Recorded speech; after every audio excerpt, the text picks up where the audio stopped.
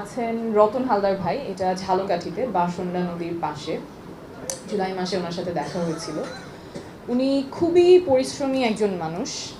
ভোর 6টার সময় উনি ঘুম থেকে ওঠেন, তারপরে উনি যান কলা পাতা কাটতে।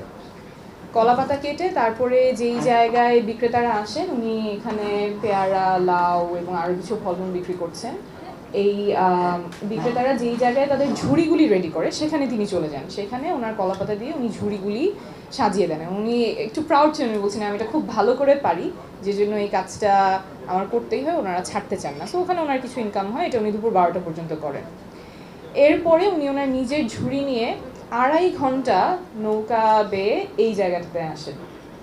এই জায়গাটাতে এসে উনি রাত 8টা পর্যন্ত বিক্রি করেন, তারপর আবার 2.5 ঘন্টা নৌকা রো করে উনি বাসায় ফেরত যান। আবার পরের দিন শুরু হয় সকাল 6টা থেকে ওনার এই রুটিন।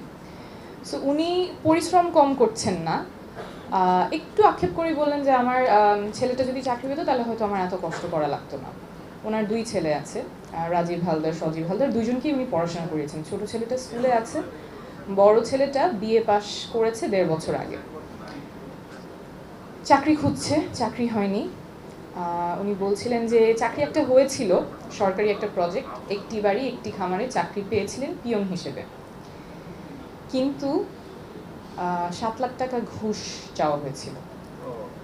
তো তখন রতন ভাই বলছিলেন যে আমার তো 7 লাখ টাকা নাই, কিন্তু 7 লাখ টাকা থাকলেও আমি কেন দিব, আমি তো আমার ছেলেকে পড়াশোনা করিয়েছি, ঘুষ দিয়ে কেন চাকরি নিতে হবে।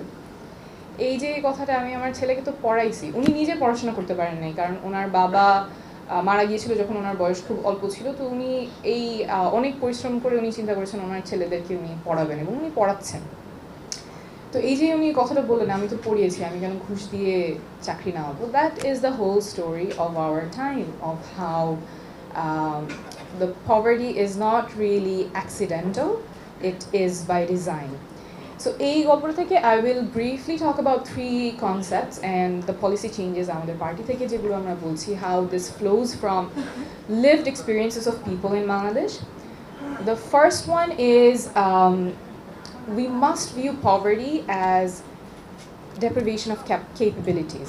So poverty is not just a lack of income, but it deprives people from their basic capabilities. এখানে রতন ভাইয়ের প্রবলেমটা কিন্তু এতটুকু না যে তার earning com, but his freedoms have been curtailed. And to borrow from Amartya Sen, poverty is not just absence of income, but it is absence of the freedom to choose a life where one has risen to live. So এখানে কিন্তু রতন ভাইয়ের freedoms have been curtailed at multiple levels. We have been talking about multidimensional poverty. His economic freedom has been curtailed, owner access নাই to fair wages, to fair markets. His social freedoms have been curtailed. His son's right to having an employment which he deserves without bribe has been curtailed. His political freedoms have been curtailed. His participation in the processes that governs his life have been reduced to a transactional vote. Even that was taken away from him. So what do we need in terms of changes? We need to make sure that Ratan Bhai has access to fair markets, fair wages, এবং এই যে বড় একটা informal sector আমাদের আছে, এই জায়গাটাতে how do we make sure they have access to fairness.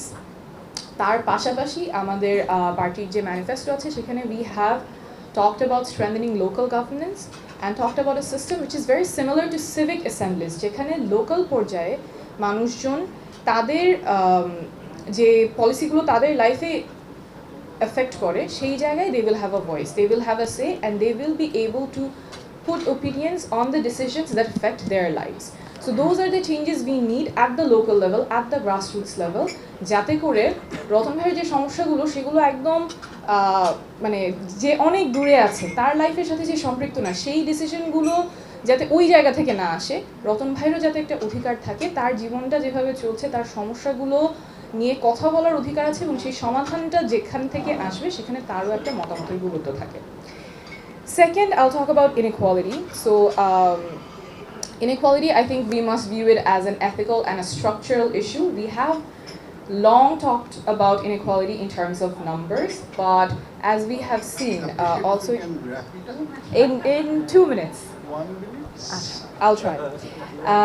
So inequality ক্ষেত্রে, as we have also seen in the keynote, it is not really only about numbers. Jhalokari will fall under Borishal, যেটা has been shown to have larger inequality than other regions. And it also is about schools without skilled teachers. স্বাস্থ্যের কথা এসেছে, out of pocket expenditure এখন 74%. So a lot of families are just one health check away from sinking back into absolute poverty. It is about the man Rajiv Haldar, যার education আছে, he's a graduate but he doesn't have connection, he doesn't have a job. So আমাদের কাজ is not only to equalize income but to equalize access. Universal healthcare, universal education that links to employment, and open budgets. This is again something we have talked about in our manifesto, যেখানে বাজেটগুলি উন্মুক্ত থাকবে, মানুষ জানবে তার টাকা কিসে খরচ হচ্ছে. And when you make this transparent, when procurement is transparent, you pave the way for accountability. And that is how we would eventually dismantle inequality, not through charity but through justice. And last point, I think that has come up again and again. Of course, we have a lot of policies, we have a lot of solutions, but who is to implement that? And the third thing that I would say is poverty and inequality, these are not technical, these are very much political. It is not by accident. Roton Bhaiyer story, একটা story na. Eta হাজার হাজার মানুষের গল্প. And it is because of a process of decades of collusion between power, bureaucracy, and business that has kept people away from being able to access their rights, and that has turned the state almost into a private enterprise. Power has been used to accumulate, not to serve. So misgovernance has created this inequality, and good governance can reverse it. What do we need? We need public accountability, we need freedom of the press, and we need transparency, we need citizen oversight. So again, going back to civic assemblies, strengthening local governance, and making sure আমাদের যে institutions গুলো আছে, they're able to function as institutions of accountability, and the people who are supposed to implement this, the politicians, the policymakers, the bureaucracy, they are able to be held to account. I think that is what has been missing. We haven't been short in policies, but what has been short has been accountability. Last 10 seconds, Asif. I know I'm going a bit over time, but concluding, আমাদের রতন ভাইয়ের জন্য কিন্তু handouts দরকার নাই. What he wants is for his son's education, his honesty, and his hard work to be counted, and that is a Bangladesh we must build, where one person's access is not restricted to the family he's born into, and we are able to see poverty alleviation, inequality reduction, not just as technical terms, but restoring freedom to live a dignified life. And that is the Bangladesh we must build. Thank you.